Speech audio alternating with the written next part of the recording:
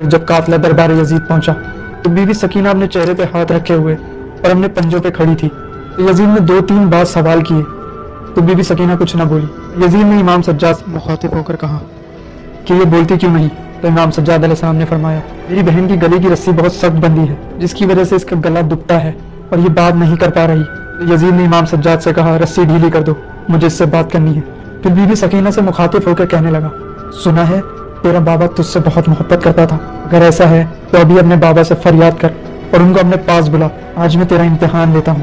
اس وقت be be Sakina نے ننھے ننھے سے ہاتھوں کو امام حسین علیہ السلام کے سر کی طرف اٹھایا اور رو کر کہنے لگی بابا آ جاؤ، میرے بابا آ جاؤ، سکینہ تمہیں بلاتی ہے، آ جاؤ، میں بہت تھک چکی ہوں، یہ ظالم ہماری محبت کا امتحان لیتا ہے. بی بی فریاد کر ہی رہی تھی کہ سر حسین ہوا میں بلند ہوا اور بی بی سکینہ کے ہاتھوں میں آ گیا. بی بی سکینہ نے سر کو اپنی گود میں لیا اور چوما اور روتی رہی. وہ تمام اسیروں کو قید